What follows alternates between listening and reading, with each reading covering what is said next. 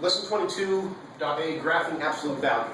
On a number line, the book, I think the explanation of the book is kind of useful, but kind of convoluted.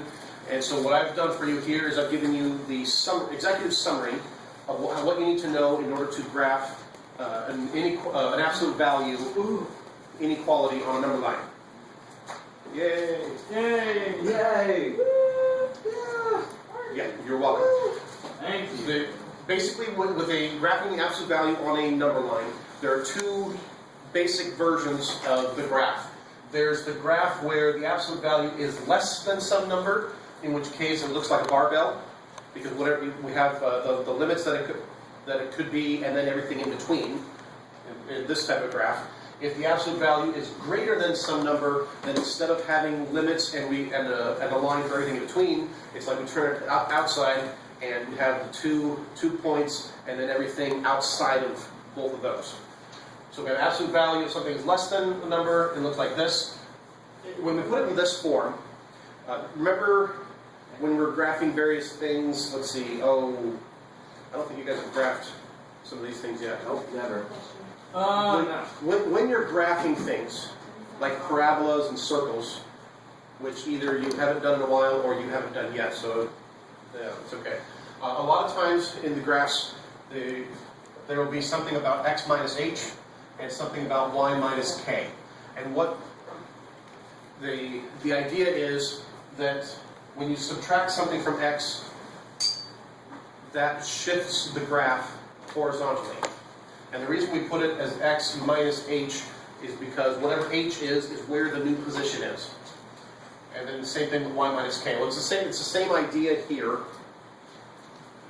I just used the letter C for it. C. And C tells you where the new center of the graph is. Because absolute value, if you just say the absolute value of x is less than some number, what you're talking about is that the center of the graph would be at 0. If you want to shift that graph over, that's where C comes in. So whatever C is the new center of the graph. And then the two endpoints, in either case, whether you're talking about less than or greater than, the two endpoints are your center, center C, and then the number over here that I've called A, that is the distance, that's how far away from the center you can be. Okay, that's enough of that. Let's do some quick examples here. A little reminder, since it's probably been a while since you've worked with inequalities. You've been working with equations quite a bit, but when you're working with inequalities, the rules are mostly the same. The rules are mostly the same. You can add and subtract the same thing to both sides. You can multiply and divide the same positive number to both sides. The only catch is that if you ever multiply both sides of an inequality by a negative, you have to change the direction of the sign. I don't think the book throws that at you, but I want to mention it just in case. But the larger point is, working with inequalities is practically the same as working with equations. So if we have this, with the absolute value of x minus 2 is less than 0, what we want to do is put it into this kind of form, where the absolute value is the only thing on the left side of the inequality. What are we taking the absolute value of? X. Just x. So this 2, we want to move to the other side. 2. So we can, it's minus 2 on the left, just like an equation, add 2 to both sides, and there we are. So the absolute value of x is less than 2. That follows this form, because we're talking about absolute value less than. So it's going to look like this. And my green is trying to die.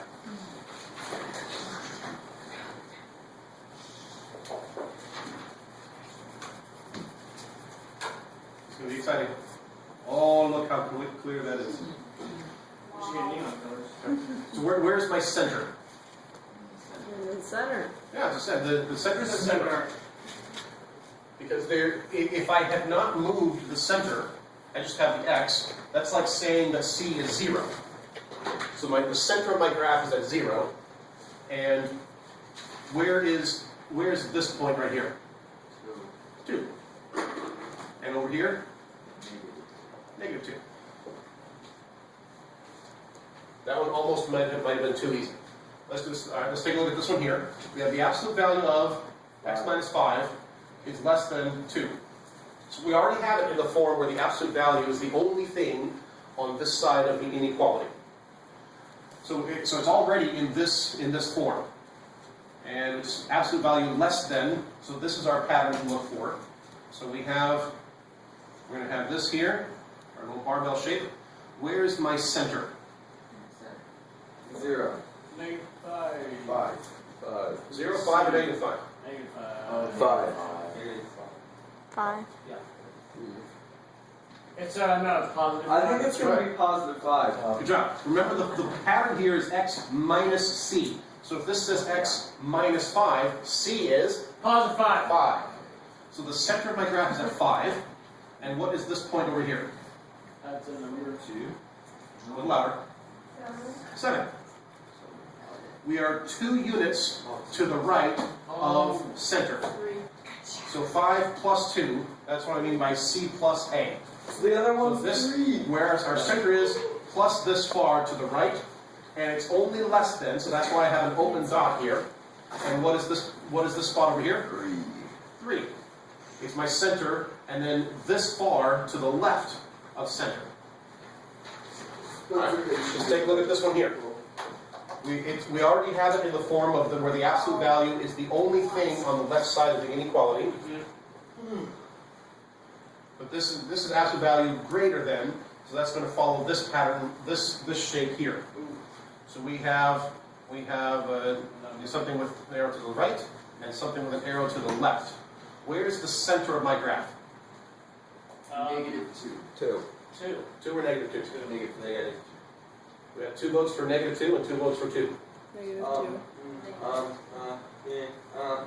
2. Remember what the Oh, negative. pattern is? Negative 2. Negative. Negative 2. Negative 2. Why? So it's always Because up. this says x plus 2. The form is x minus c. So in order to make this look like this one, guys, x plus 2 is the same as x minus a negative 2. Plus. Now we have x minus c. X minus c is going to be negative 2. So our center is at negative 2. Where is this point? 4. No, 5. No, 1. 5 or greater. It's 1. 1. Negative. One. Never mind. Oh. 1 or greater. We're at negative 2. That's crazy, Jim. Remember, we take our center and we add a. So wherever our center is, we go a units to the right. So if our center is at negative 2, and we go 3 units to the right, negative 2, that's 5. 1, 0, 1. 1. And then from our center negative 2, this point is going to be 3 units to the left. One more time, Spencer. Negative 5. Negative 5. I actually made a mistake. Are you about to catch it? Yeah. Wonderful. What's my mistake? You have to fill in the circle. Yeah. I have to fill in the circle. Why? Because it's equal to. Because this one was greater than or equal to, so I do have to include these points. It's crazy. You're crazy. I am. I'm crazy. Crazy. Daisy. And I was about to make a reference to a song, and I realized that song probably older than you guys are, so never mind. I heard that song. I know what you were saying. Wonderful. Okay. And so there we have graphing absolute value on a number line. It's really, really easy to do as long as you have this either in your brain or on your formula sheet where you can read it quickly and easily.